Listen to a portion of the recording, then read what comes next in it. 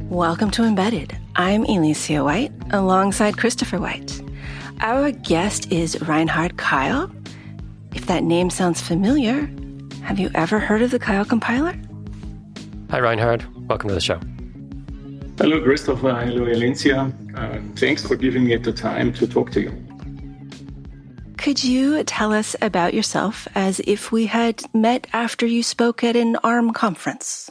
Yeah, as you said already, my name is Reinhard Keil. Today I'm working for ARM on the technology for embedded. That includes, of course, also IoT and machine learning.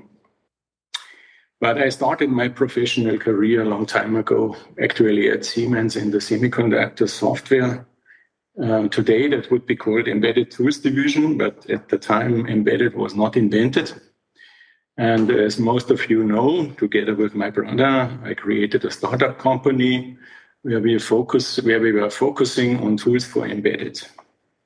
We are well known for the C51 compiler, you mentioned it already, but that's by far not the only product we made. When we sold the company to ARM, we had distributors in 40 countries and a large user base. During my time in ARM, I headed the Keil MDK team and initiated CMSIS, the software standard for microcontrollers. Nowadays, I'm part of a team that defines the next generation software and tooling, and we believe that cloud-native development will become important. We have so much to talk about with all of that. Do you mind if we do lightning round first? No, go ahead, please. How do you spell ARM? Which letters are capitalized? Today we actually have lowercase R as in the logo. And in writing, we uppercase the A and then lowercase R M. I've been doing it wrong for a long time. So. Yeah, before it was actually all capitalized. So 4 years ago, we changed the logo. And long time ago, it was called ARM Risk Machines or Advanced Risk Machines. But going to the stock market, advanced risk is not a good thing. So, yeah, that's the reason why ARM is basically just ARM. As someone whose name is misspelled often, I have some sympathy with your name. What is the worst misspelling you have ever seen? Oh, well, of course, when you talk to English people, then they don't get Keil right. They say all kind of fancy things. Keil is the most prominent one. I'm used to it, so I can cope with it. When it comes to Asia, of course, they have also problems with my name, but it is what it is. What's your favorite C keyword? C keyword. Oh, that's really a hard one. I don't have a favorite C keyword in reality. So include, of course, is the keyword where you can include a lot of predefined stuff. So that's maybe the most powerful one if you see it this way, but it's a preprocessor keyword.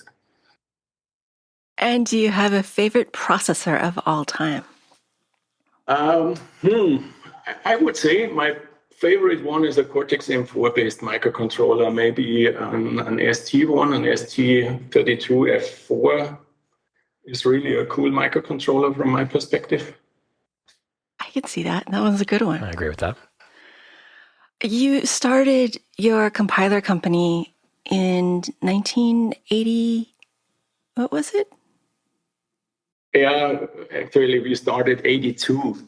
But at that time, it was more a hobby than a company. So I was a student at that time, and I was a nerd, electronics nerd. Perhaps I am still a nerd these days. Who knows? And at the time, we focused on electronics. And as I said, the company was somewhat a hobby. Actually, we didn't start with compilers at all. Our first product was a telephone switchboard. And complete solid state, no microcontroller included. When did you first start selling a compiler? Compiler, we have We brought it to market in 1988. So this was 6 years later.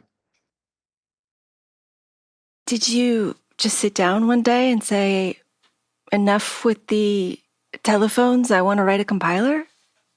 And it was a journey.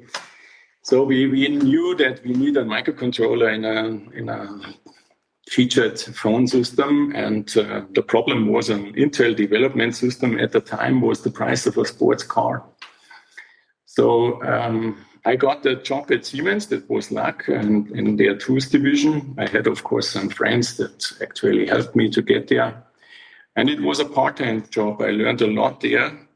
And first I had the idea, we create an operating system that could run the Intel development software on CP/M computers. This were the computer at the time was an 8080 based system, quite low power compared with today's standards. And the operating system was then our first commercial software product that allows us to work with professional tools. At that time, writing a compiler for that sort of computer was a high-end compiler and a high-end processor. But now the compiler is more often used for embedded systems, which are the smaller computers, the resource-constrained computers. When did you make the decision, or how did you make the decision to stop focusing on the high end and go towards the low end? Actually, high end was x86 at the time, and the low end was 8051. And to some extent, Intel claimed that the 8051 will be replaced with a 16-bit microcontroller, but somewhat I did not bought into that, because the 8051 was a cool chip. It was pretty cool for the telephone switchboards that we built. And so we realized that actually many of our customers were using our operating system to develop 8051-based applications. And before we went into building a compiler, we developed an assembler and a debugger with integrated simulator. And we started partnerships with emulator companies that in combination of technology and strategy alliances let us expand the business. And we also tried to build an assembler for the Intel 896 for the 16-bit controller, but soon we realized we need to focus on one target because we were small at the time. And this was the reason why we focused on the 8051. And initially, I didn't have the plan to create a compiler. I wanted a partnership with a company that had already one. And I called up a company in Germany that has a commercial C compiler and suggested that we improve the product together. But the guy didn't see the value of this kind of partnerships and did not believe in the improvements that I was proposing. And then in 1986, we decided to write our own compiler. And to be fair, most of the idea came from a friend, Peter, who then was working with me until he retired. And his idea was to create a compiler from scratch. I met him during my time at Siemens, and I was focusing on the go-to-market plans. This is how I would call it today. This was basically what kind of partnerships do we need once we have the product. And Peter was focusing on getting the compiler done. But the project was very complex and intense. It was, I would say, 5 to 10 times more complex than what we did before. And so I helped him then in the last year. So totally it took us 2 years to get to this compiler. And I was then focusing on the code generation part of the compiler. And we brought it to market at the Electronica exhibition in 1988. This was basically the time to market window that we had. And this exhibition was every 2 years. So we were under time pressure to hit the time spot. And there we partnered with 4 emulator vendors to showcase our compiler. And it was an instant success. It boomed from there. When you wrote the compiler, that was early days. So did you have to build your own parser? And let me back up. I I was involved in a compiler project about 10 or 15 years ago, and the parser we built with Lex and Yak and things that were freely available, it probably wasn't such a wide range of available tools back then, right? Yeah, we used Yak at the time. So actually, Peter was very innovative also at that time. But the whole thing is written from scratch. There's amazing. No base software that we have used to create it. There was a book that taught compilers, but the material was pretty bad. We also used the Dragon book. It was a famous book. But the Dragon book had all these algorithms in a way where resources were not a problem. But at the time, resources in a DOS computer was a problem. The complete computer had 640 kilobytes, not megabyte, kilobyte. And in this 640 kilobyte, there was the operating system, there was the compiler and the program to compile. So you can imagine that we had, the first version was actually not very optimized, but later on to actually grow the compiler performance, we had to write overlays and actually work with overlays to manage the memory constrained systems carefully. I remember having to switch floppy disks when the linker was needed versus the assembler and the compiler. Yeah, exactly. It was basically for people that start today, it is hard to believe that the computer can run with 4 megahertz clock speed, but 6 megahertz were the ATs of the time. The PC AT was the computer of the time, fastest system that you could get. And it was a 6 megahertz later than 8 megahertz variant. But you're compiling for the 8051, and I'm still kind of boggled by the idea of putting an RTOS or an operating system of any sort on an 8051. Those are like, maybe I misunderstood. Were you putting operating systems on the 8051 or bigger systems? No, the 8051 runs bare metal code. So basically, most design pattern is an endless loop. Yeah? However, we created also an RTOS system then early 90s because, to be fair, the biggest support nightmare were the people that tried to create an operating system for the 8051. The 8051 is not a stack-based machine. So actually, operating systems usually work very well on stack-based machines where you have stack addressing. The 8051 doesn't have that. And this makes it so tough to create a compiler for it. And actually to work around that, we had to invent what is called compile time stack. So a stack layout that is actually arranged at the link time. And I think this was the innovation that made our 8051 compiler so different from others. I didn't know that. That's amazing. Huh. Yeah, 8051 actually is a challenging thing when it comes to C compilers. I've used the 8051 extensively and the Keil compiler for it. And I don't know that I knew that. He probably did his job very well then. Yes. Yeah, because we have hidden, all this complexity was kind of, for somebody that writes vanilla C code, it was irrelevant. But inside, and actually also when it came to operating systems, then actually you need to know the call tree at compile time. And this was the reason why 1990 I wrote an operating system. It was more a demo operating system than a product, but later on we decided to make a product out of it. And the reason was the support cases that we had. Yeah, how do you switch threads without a stack? It's just, okay, I'm not even going to try to follow that. So you had the Keil compiler for the 8051, and you mentioned Yak, so you were aware of the yet another compiler, even though you ended up doing it from scratch. No, we used Yak. Oh, okay. GCC was first released in 1987.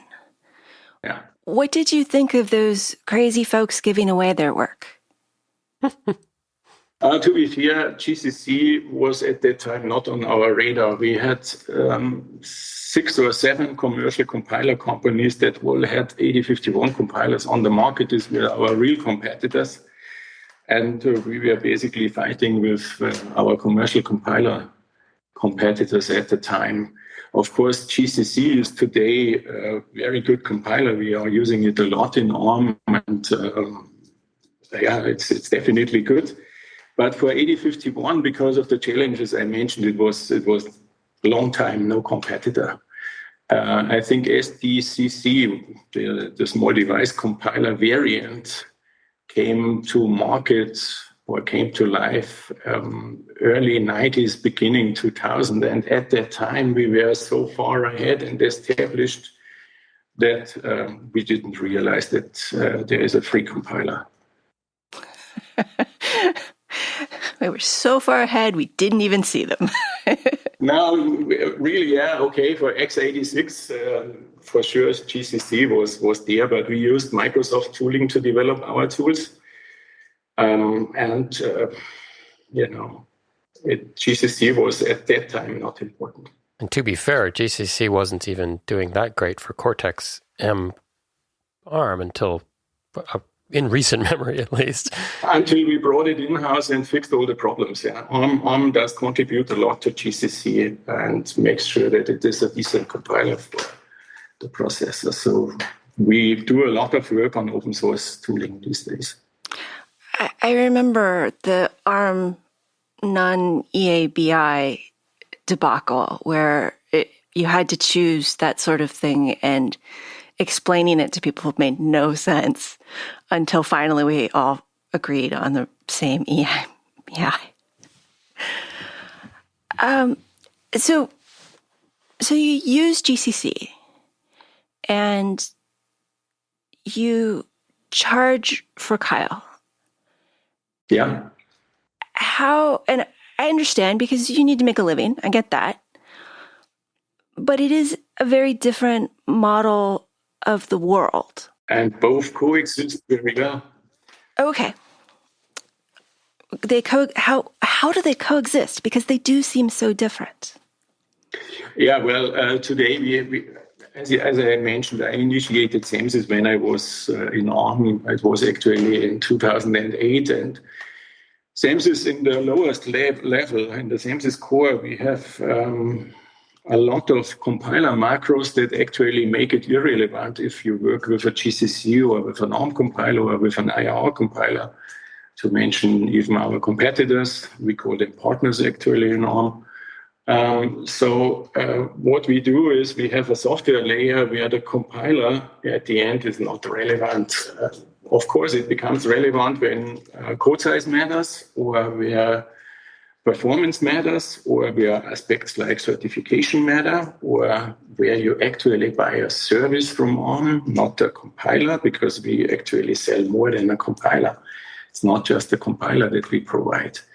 And therefore, GCC and the commercial ARM compiler coexists very well.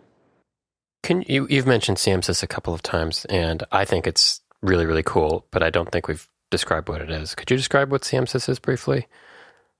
Yeah, CMSIS stands for Common Microcontroller Software Interface Standard, and it has today, I think, 9 components, when I remember correctly. So it has a lot of aspects. It starts with the CMSIS core, which is the base framework for a processor, for a microcontroller.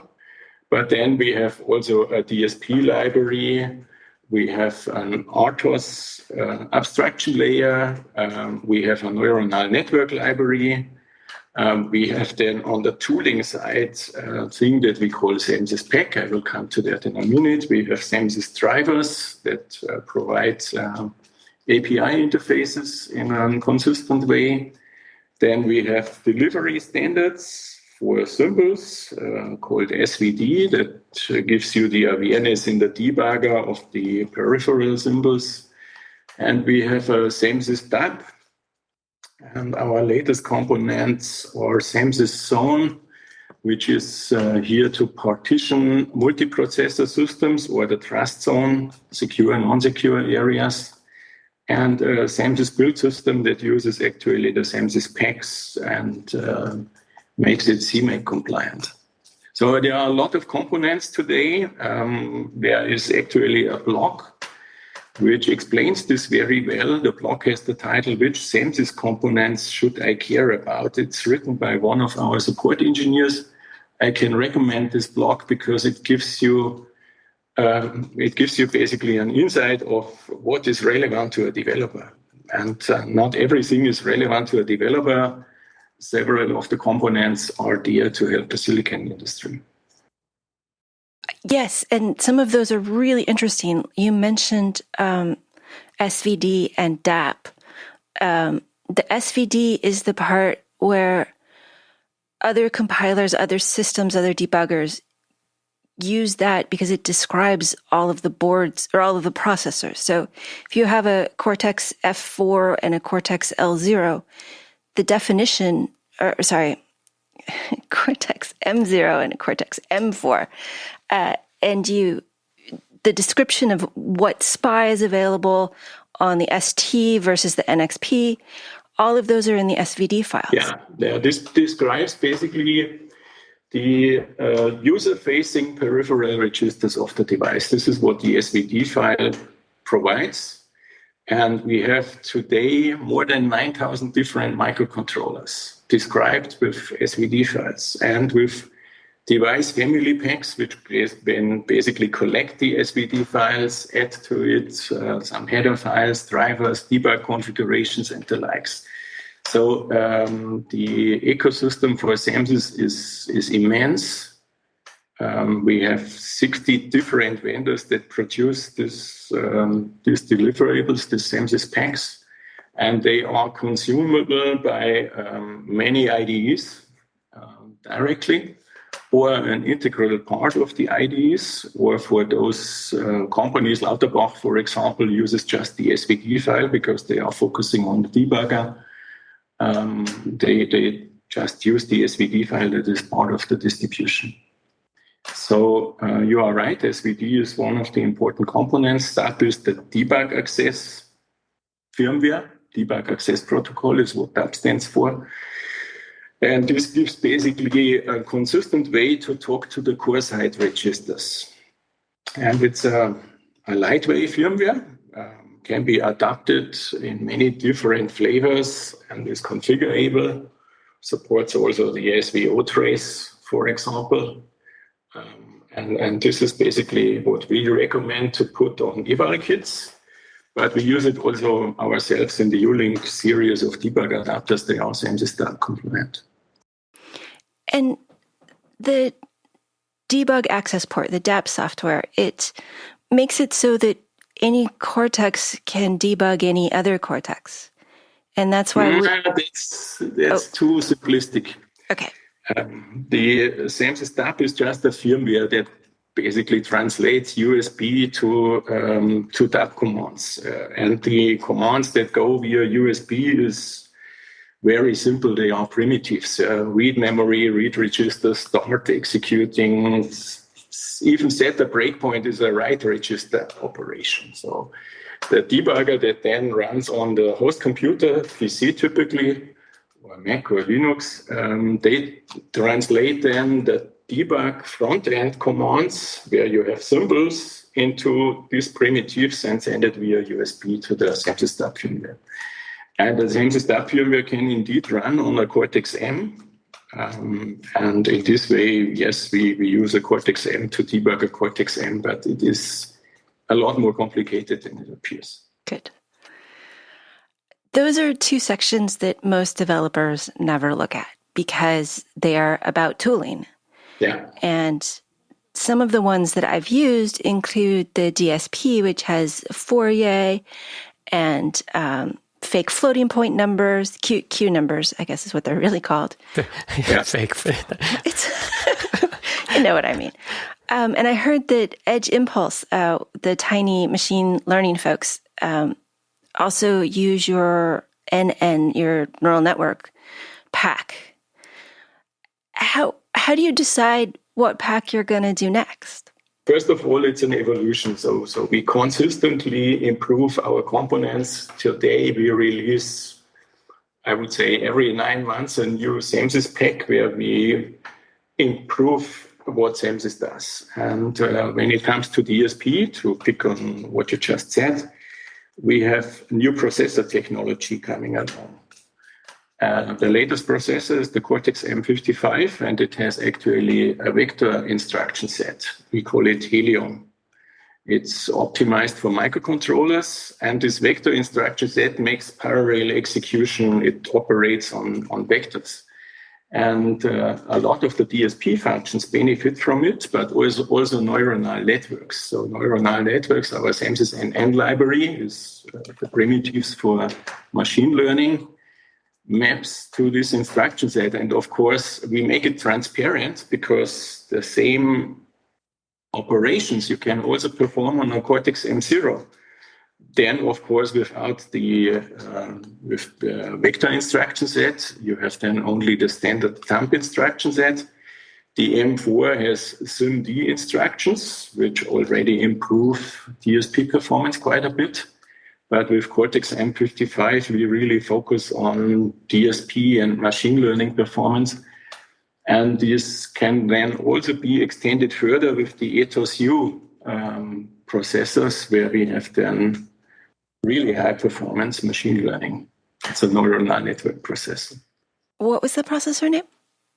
Ethos-U 65 and 55. They can be combined into a microcontroller, and actually the Aleph device is the first deployment of such a system. So when you take a look to Aleph, they have a Cortex M55, a Cortex A32, when I remember correct, and an Ethos-U 65, basically designed for high-end machine learning on edge devices, on end nodes. Sophisticated technology these days. Yeah, it's certainly very popular. So you also have the drivers, which I don't use as much, although I always want to. How do you work so hard at making the DSP and NPACs so optimized, but it's the drivers, since you're supporting 9,000 different processors, the drivers are not as easy to get optimized. How do you balance between flexibility and optimization? Yeah, in fact, we partner with our ecosystem. And when you take a look to the support of these 9,000 devices, actually the support is developed by the silicon vendor. We teach them how to do this support. And with drivers, we didn't make as much inroads as we hoped. And therefore, we are bringing CMSIS Tech in the moment into open governance. So actually, we did this last summer. And today we are working with ST and NXP to bring CMSIS Tech to the next level. And something similar we may do with drivers going forward, so that we actually get drivers that are consistent across the industry. And with CMSIS Tech, this is our first project that we do in this fashion, so in this collaborative way. We envision that actually the tooling from ST, NXP, and ARM will have the same base functionality. And then we will base our tooling on VS Code concepts. So in Keil Studio, we use TIA, but VS Code is derived from TIA. This is an Eclipse. TIA is under Eclipse Foundation. We envision actually that VS Code is one of the platforms of the future. That's good to hear. I've been using VS Code recently and finding it quite nice in terms of extensibility and stuff. Yeah. And in terms of modern development environments, I've also been using STM32 Code IDE a lot. Cube IDE. Cube tooling, yeah. And I have to say VS Code is better. And that's an understatement. Yeah. That's what we frequently hear. Eclipse-based is not what is modern, state-of-the-art. And that was also the reason why we started with Keil Studio.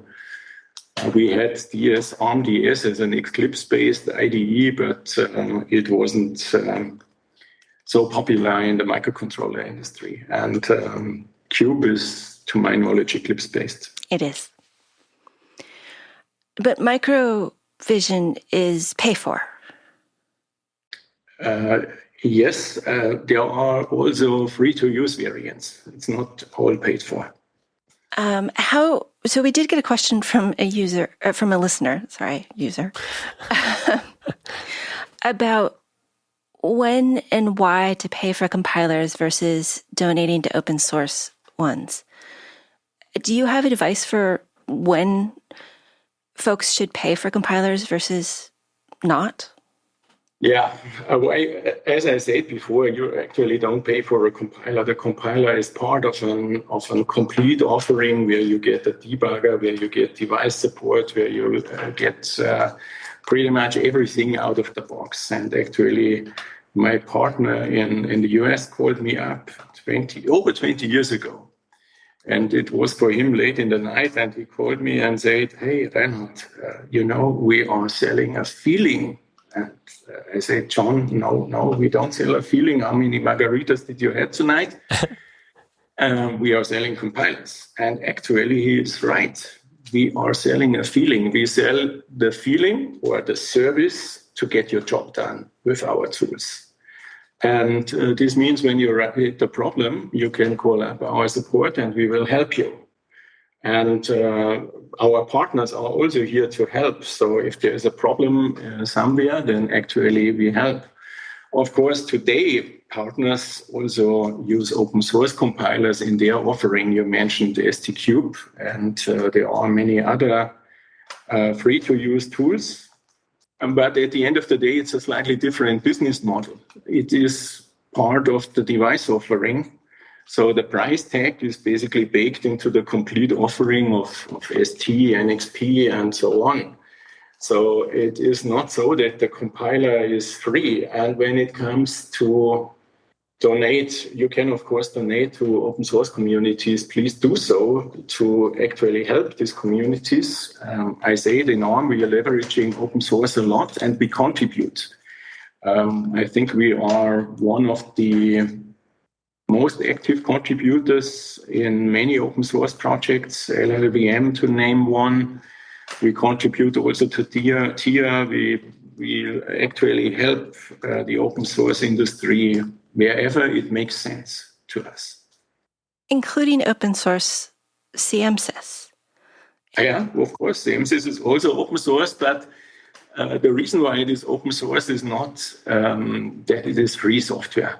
The reason why it's open source is we remove all barriers of adoption.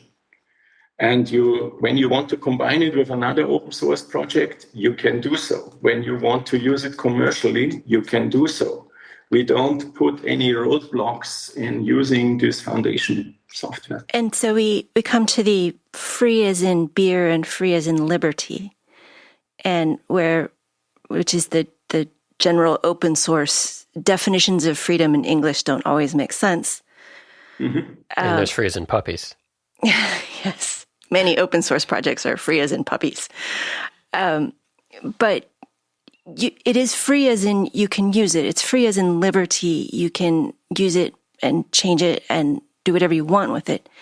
But as you mentioned, it's not really free as in beer. You are paying for it via purchasing ARM processors.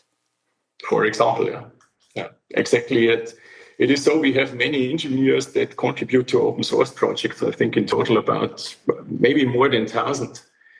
And of course, at the end of each month, they get a paycheck. I think two of the things you mentioned are probably the key things for me when I'm considering paying for something. Paying for a tool set is, like you said, device support is huge because that can often be really tricky, especially if you're not using one of the completely mainline, high volume parts. So it's nice to get up and running quickly if you've got a weird chip.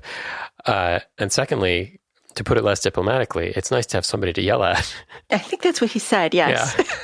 Yeah, that's true.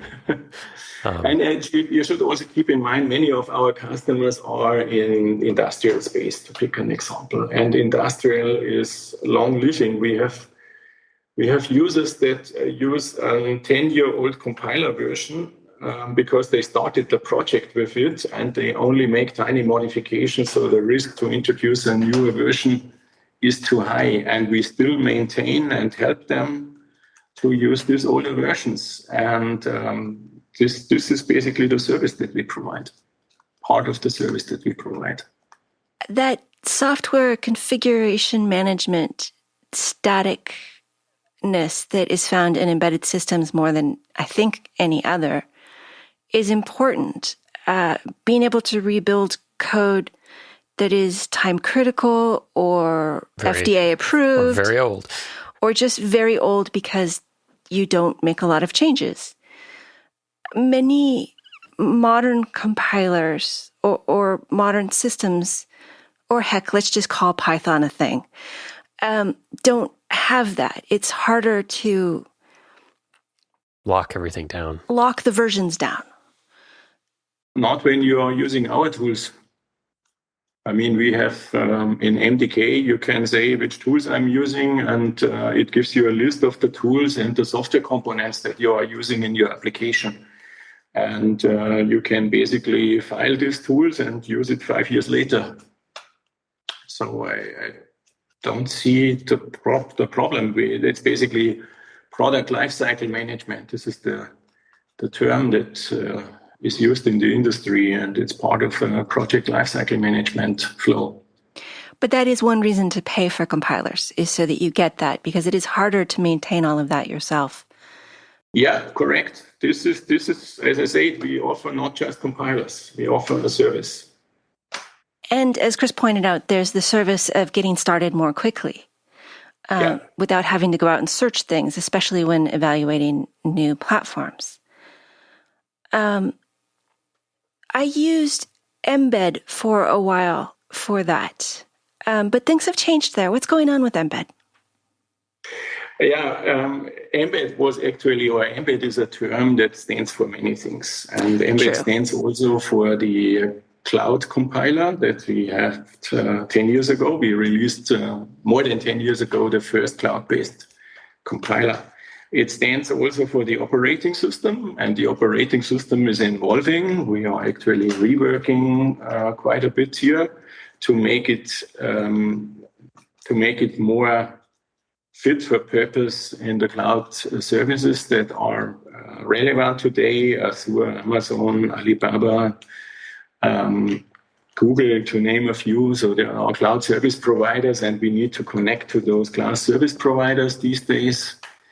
And when it comes to tooling, the new name for what was called previously Embed Studio is Keil Studio. And as the name implies, we want to put it out of the box, not only Embed OS centric, we want to make it generic for the whole range of diverse operating systems for all kind of debug tasks, modernize it so that it is actually can support CI flows and machine learning and the likes. So we have actually put the first implementation of Keil Studio into the cloud. It's a cloud service, and it's today free to use. And the cloud service will always have a free tier to use. So there is always a way to get started with ARM-based microcontrollers without any price tag.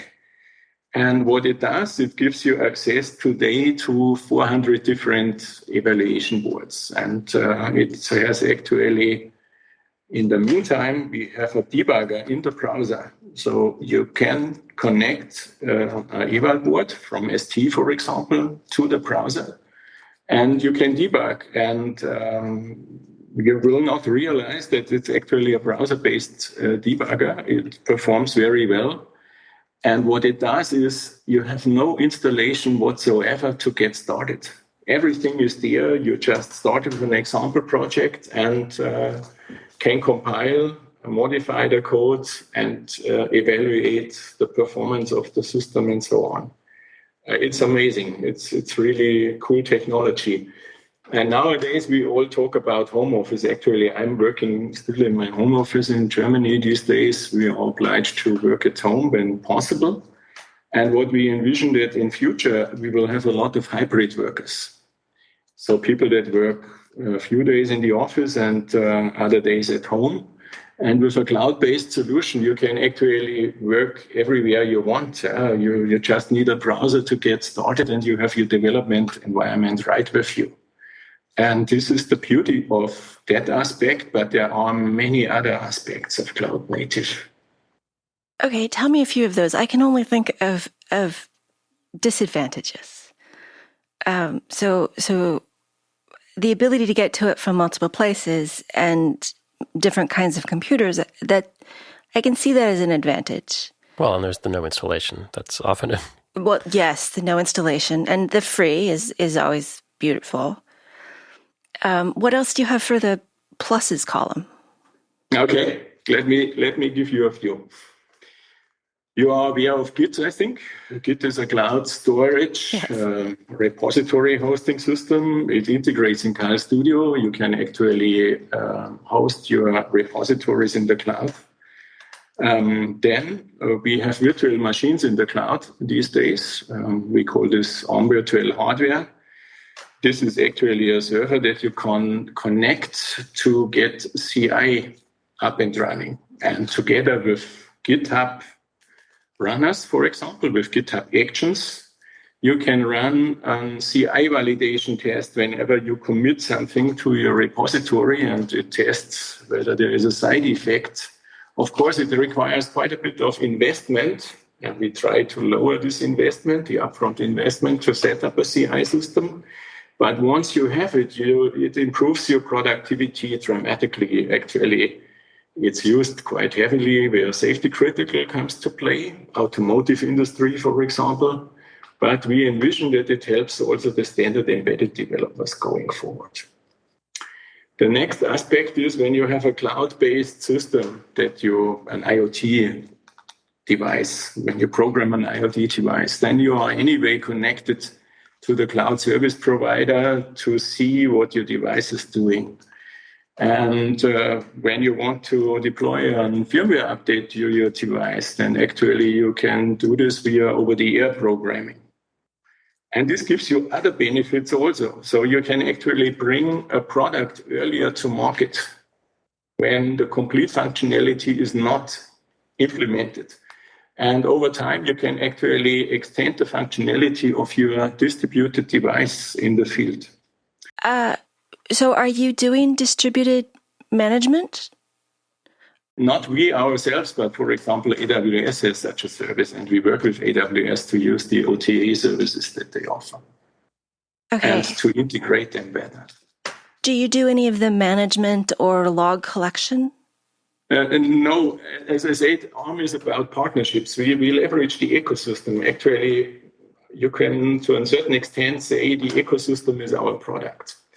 And therefore, we work with partners to actually offer this type of services, and we try to integrate them into our tooling, for example, so that they get easier to use and are actually manageable and give you the benefits that I mentioned. One of the things I liked about Mbed was how many peripherals were supported and how much code there was that was easy to use. But it felt like there was a lot of weight to it. At some point, it wasn't easy to use because there was too much. That seems like it can be a problem with any cloud thing that also supports many, many things, many boards, many processors, many libraries, and all the things. How do you avoid the weight? First, you are right. Mbed had a few obstacles, let's call it this way. And what we are doing differently in the Keil tool offering is we leverage actually the work that silicon providers do to optimize their SDKs. When you use an NXP or an ST or an Infineon device, all of these silicon vendors today provide an SDK. And this SDK has highly optimized drivers in it. They are actually optimizable in many different aspects. You can configure the DMA interrupt behavior. You can configure buffer sizes and. And these are also written in a way where the code overhead is quite tiny. Of course, you can go bare metal and directly call the register interface if you wish to, but frequently you will not beat the implementation from a silicon partner. Have you seen the STM HAL? Yes. Because I've spent a lot of time with it, and I'm not sure optimal is the word. No, it is. They have two different flavors of the HAL. There is a so-called LL, low-level driver HAL, which is really quite optimal. And now, of course, you need to compare it fairly. It is configurable and it has a lot of features. And when you compare it to Mbed, you will see it is more optimal. And therefore, and I mean more optimal also in terms of flexibility. It has DMA control in it and so on. And therefore, the overhead is actually not dramatic for the features that it provides. I would put it this way. I would certainly not use it. Wait. I would definitely use it. It can be tricky to use. And there are definitely corners that you can get lost in. But I did find that the low level was more what I'm used to. It was. There was still a lot of checking, which is great if you're doing things the first time. But if you're running millions of DMAs in an hour, I don't need you to check things again and again. Yeah, but this is an assert macro. When you compile without the debug switch, then it is compiled away. So it wasn't always assert. Yeah, that doesn't matter. That's a totally not a point for you anyway. I should ask STM32 folks on. For sure, ST has room for improvements. I'm not here to defend ST. No. Like I said, I don't recommend not using it. Right, Definitely right. should use it if you're on STM. Optimize the code if you have to, but only if you have to. Exactly. Back on the cloud stuff, because that interests me. I'm of two minds about it. I have my old man mind, which is, what are you doing putting things in somebody else's computer? And then I have the future mind, which is, okay, this sounds interesting. And they're fighting. So one of the questions that comes to mind is this something you can switch back and forth? Can you have some people on the cloud service and some people on their desktops doing the same project? Yeah, you can. Actually, what we have in the first incarnation is you can actually export projects into MDK and use the desktop tooling. MDK has about 250 man years of investment in this IDE. And it will take us a few more months, let's call it this way, to get on player with Keil Studio with the MDK feature set. Once we have that, we can deploy Keil Studio also in desktop, in Linux, Mac, and Windows versions. Right. And this means that you can pick and choose whatever you want. You can decide, view it like Microsoft Office 365. In Office 365, I can decide to use an online version of Word or an offline version of Word, and actually switching back and forth is kind of seamless. And the cloud has this benefit that I mentioned. It supports hybrid working quite well. It helps you to avoid that you have to reinstall computers over and over. And therefore, I think the flexibility that you get with it is where, in the long term, the benefit will be. You still will have desktop computers in years to come with a setup that is for your project. But to get started with a new project, to evaluate a new system, you wouldn't spend days to set up a development environment on your local computer. Instead, you would use a software as a service system like Keil Studio and start right away. This is how we see the future when it comes to embedded programming. And the other aspect, I hear a lot, we are concerned about data security. But if you think about it, your computer is connected to a network. And the security that the big cloud service providers offer you is far more better than on your local computer. So they have a whole team that actually checks whether there is an attempt to attack their systems. Because if this would happen, they would be in trouble. Yes. Let me ask one more question that goes back to something Alicia talked about with you a few minutes ago, which is the locking down various versions of things. Is that something that's easy to do, will be easy to do with the cloud service? Like, okay, I need this compiler from 2 years ago and these libraries, and that's documentable and traceable, or how's that going to work? In our virtual hardware system, we work with so-called Amazon machine images, and the Amazon machine images are versioned, and you can run an old version of a machine image or the latest version of a machine image, and the old version gives you the environment that you had 2 years ago, and you are not forced to use the latest and greatest. In Keil Studio, we are not at this level yet. In MDK, in classic MDK, you can actually say, I want to use compiler from 2 years ago in my project. And it picks the compiler from 2 years ago. We envisioned that something similar we will offer for professional users of Keil Studio also. I'm really glad to hear you emphasize the evaluating new platforms, because one of my uncertainties about using the cloud compiler was the download time. I mean, I have to flash it. It takes an irritatingly long time, even if it's only 2 seconds. 2 seconds? Where are you flashing? It takes 2 seconds. Small processors. But downloading, that just adds more time. And but knowing that I could then put it on my computer would be helpful in that regard. Once I was finished with evaluating and wanted to get down to solid development, I really think that's important. Yeah, and I think we have to offer this type of installations for a couple of more years until nobody thinks about cloud anymore, because to be fair, when I use Visual Studio Code on desktop or I use Keil Studio in the cloud, I sometimes forget that I use a browser version of the editor. The performance is almost identical, and therefore it will become a habit to use cloud. I'm pretty sure.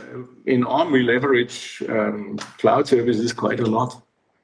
And I know that German Automotive also uses cloud services quite a bit. I do too. And yet, maybe it's having used Embed, that wasn't a pleasant part of the process. Yeah, it was early days, though, for stuff. It's true. Yeah.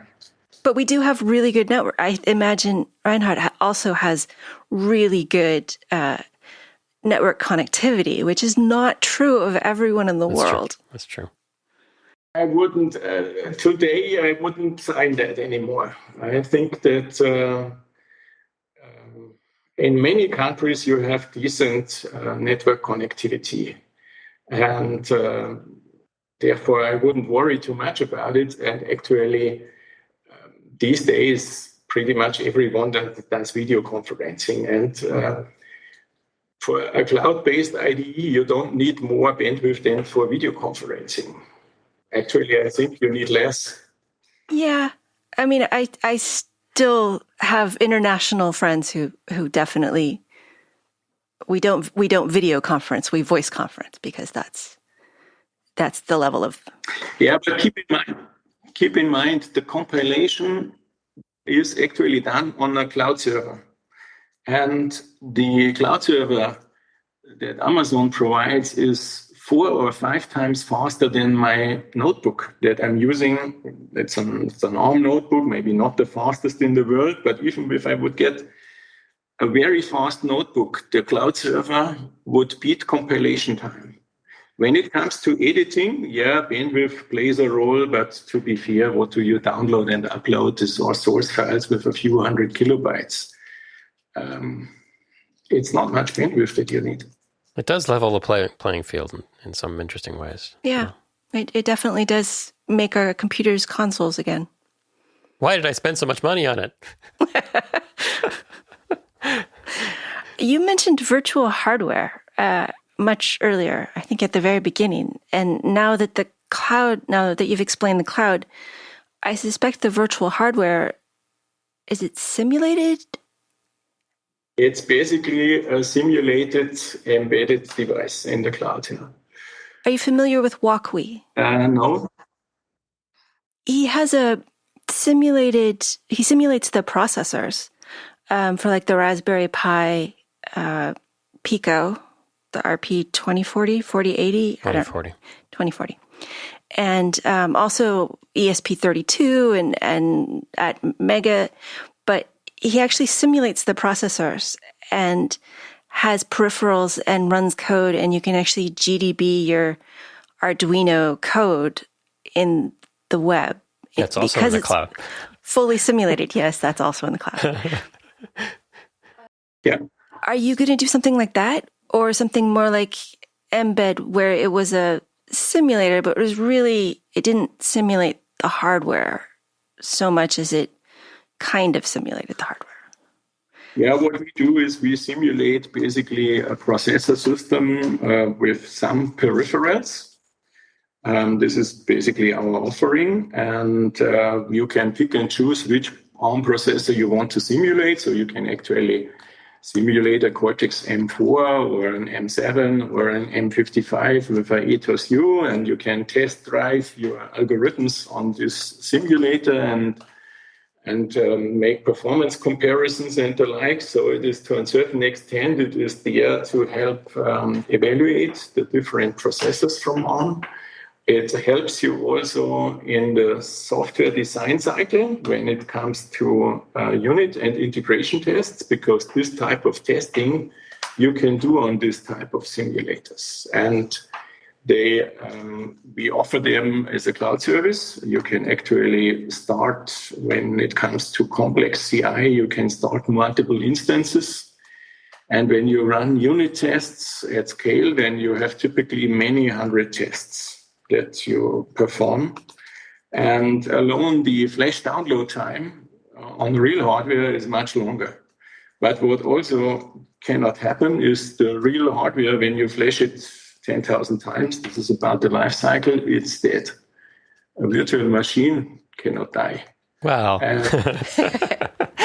Not in the same way. that is the beauty of it. And we position it today with CI, but going forwards also with MLOps. MLOps is the development flow that you use for machine learning, where you need to optimize the algorithm that you deploy to your target system. And machine learning optimization will happen anyway in the cloud because of the compute-intense machines or the compute-intense algorithms that you need. So the machine learning, the training of many end-node devices will happen naturally in the cloud. Therefore, we think the validation is also better in the cloud. And once you have validated it in an MLOps workflow, you can actually deploy it to your target system. Yeah, I can see that. Yeah, to a certain extent, we look a little further ahead as the normal embedded developer needs today to get his job done. But we think about what is the need in 2 or 3 years in this industry. Yeah. I mean, that's how you stay in business, because it's going to take you a couple years to do anything. And then we're finally catching up and saying, oh, we need that. Although I still feel like embedded is in many ways lost in the past. So it's good to see some forward-thinking stuff happening. Yeah. Let's see. I think we still have a couple of questions. Tom asked about YAC, but I think we've covered that. Andre from the Great White North asked about who influenced you. Dennis Ritchie, Aho, Nicholas Worth, Sethi, and Ullman, someone else? I only recognized one of those names.